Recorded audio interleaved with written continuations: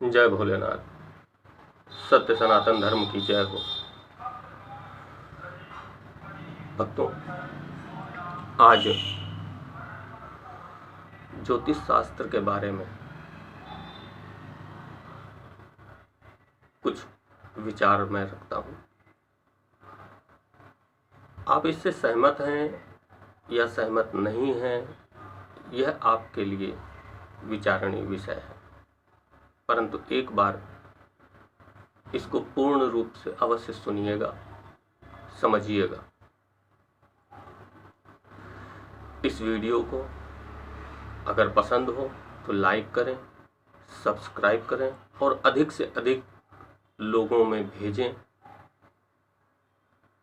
जिससे कि यह जानकारी हमारे ज्योतिष ग्रंथ के बारे में जो है सभी तक पहुंचे। हमारे ज्योतिष शास्त्र के प्रमुख आचार्य महर्षि भृगु, महर्षि पाराशर, महर्षि जैमिनी, इन्होंने ज्योतिषीय गणना को हम तक पहुंचाया। हजारों साल पहले जब यह आधुनिक विज्ञान नहीं था, तब इन महर्षियों ने पृथ्वी पर बैठे बैठे किस प्रकार से ग्रहों का अवलोकन किया होगा। न तो टेलीस्कोप था, न कोई यंत्र था, लेकिन इनकी बताई हुई बातें आज भी विज्ञान मान रहा है। जैसे सूर्य और चंद्र तो प्रत्यक्ष हैं, हमें दिखाई पड़ते हैं, परंतु क्या मंगल को हम इन आंखों से पृथ्वी पर बैठे बैठे देख सकते हैं? क्या बृहस्पति को देख सकते हैं? क्या शुक्र को देख सकते हैं? नहीं देख सकते। पर हमारे महर्षियों ने पृथ्वी पर ही रह करके इन ग्रहों के बारे में बताया कि शुक्र चमकीला है, शनि डार्केस्ट प्लैनेट है, अंधेरा ग्रह है, काला ग्रह है, मंगल लाल है। यह हमारे शास्त्रों में हजारों वर्ष पूर्व वर्णित है। कैसे देखा होगा उन्होंने?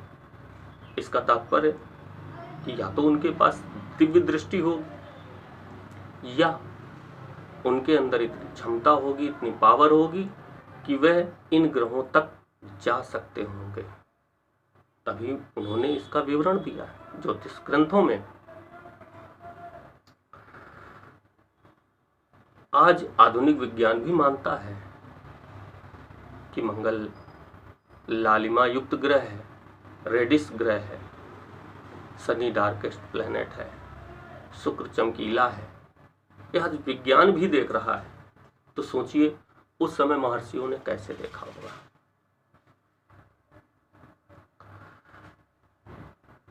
सोमवार के बाद मंगल का आना, फिर बुध का आना, यह हमारे महर्षियों की कालगणना की देन है। तिथि, वार, नक्षत्र आदि सब चंद्रमा की गति पर आधारित है।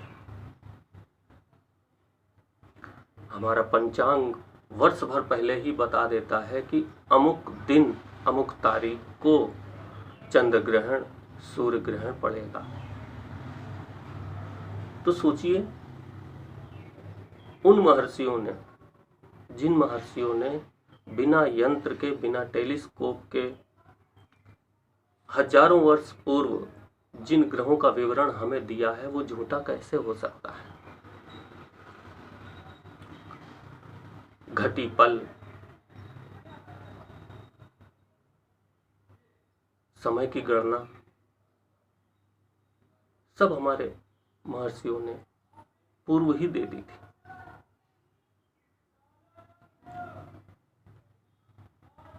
एक विशेष बात आप सभी लोग जानते हैं, सूर्य और चंद्रमा के सम्मिलित गुरुत्वाकर्षण के कारण समुद्र में ज्वार भाटा आता है।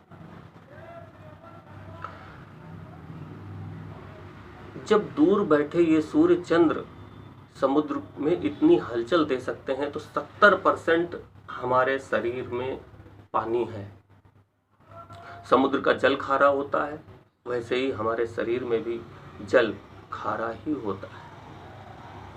जब सूर्य चंद्रमा समुद्र में हलचल उत्पन्न कर सकते हैं तो हमारे मन मस्तिष्क हमारे शरीर में हलचल क्यों नहीं उत्पन्न कर सकते? और जिस प्रकार से सूर्य चंद्र की रश्मियां पृथ्वी पर आती हैं, उसी प्रकार से अन्य ग्रहों की रश्मियां, अदृश्य किरणें हमको प्रभावित करती हैं।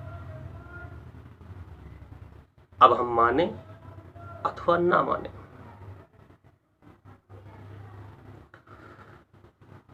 अब जिन महर्षियों ने बिना यंत्र के ज्योतिष शास्त्र को लिखा, काल गणना दी, समय स्थिति ग्रहों के स्वभाव के बारे में बताया, उनके प्रभाव के बारे में बताया, जिनको आज विज्ञान मानता है कि विश्व में ये नवग्रह हैं, हर्षल, प्लूटो, नेपच्यून, ये सब हमारे महर्षियों ने पहले ही बता दिया था।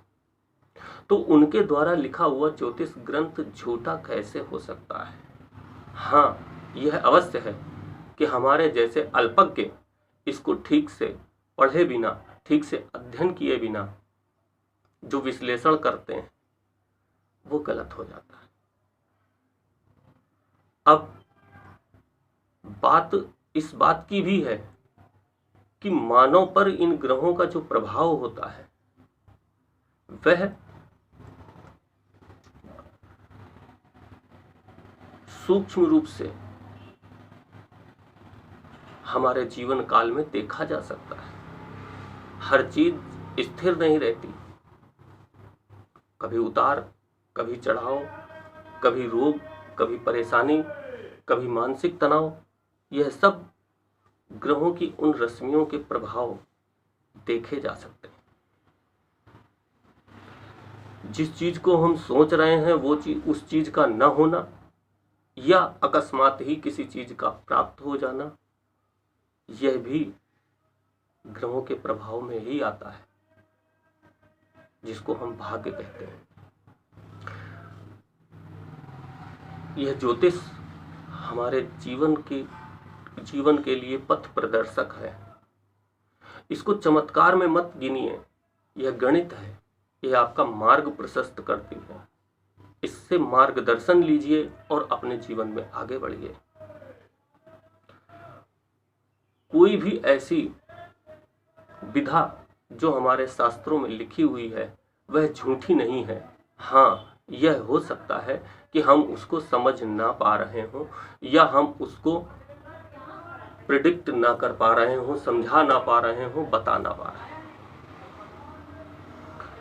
आज ज्योतिष शास्त्र के बारे में जो ये तथ्य रखे हैं, इसका आप सभी चिंतन करिए कि किस प्रकार से हमारे महर्षियों ने यह उत्तम गणना हमें दी है।